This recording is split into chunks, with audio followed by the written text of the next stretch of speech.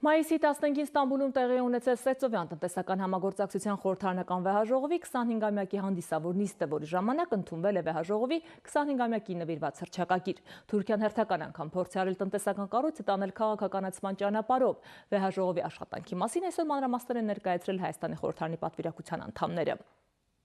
Մայիսի 15-ին Ստամբուլում տեղի ունեցած Սևծովյան տնտեսական համագործակցության խորհրդարանական վեհաժողովի 25-ամյակի հանդիսավոր նիստին հերթական անգամ փորձ է արվել կառույցը քաղաքականացնել, պատմեցին Հայաստանի պատվիրակության անդամները։ Հաշվի առնելով այն 12 պետությունները, որոնք իրենց ներգրավվածությունը ունեն խորհրդարանական վեհաժողովում, նրանցից բազմաթիվ երկրներ առհասարակ տարածքային ամբողջականության հետ կապված պարբերաբար հիմնախնդիրներ են բարձրաձայնում եւ վերլուծում Մոլդովան, Ադրբեջանը, Վրաստանը, Ուկրաինան եւ հիմնական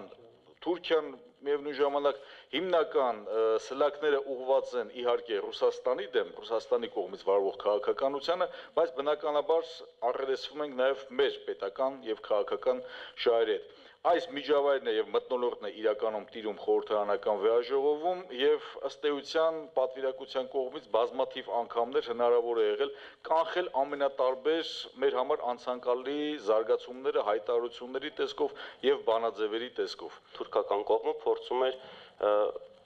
Սևծովյան տնտեսական համաժողովի խորհրդարանական վեհաժողովում 25-ամյակին նվիրված փաստաթղթում մտցնել լրիվ քաղաքական կառույցի եւ առհասարակ տարածաշրջանի հետ որևէ կապ չունեցող մի մոտեցում,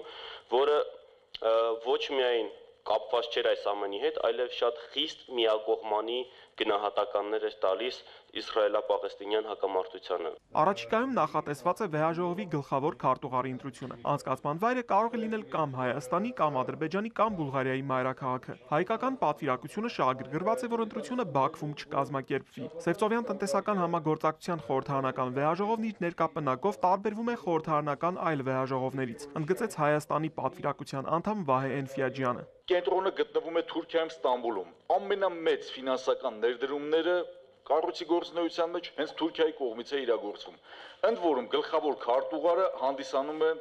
ադրբեջանցի, ինչի հետ կապված արդեն իսկ ասվեց, որ առաջիկայում նախատեսվում են նոր ընտրություններ, եւ այս նոր ընտրությունների հետ կապված մենք պատկերացնում ենք, որ ամենատրամաբանականը կլինի, որ ընտրությունները ոչ թե տեղի ունենան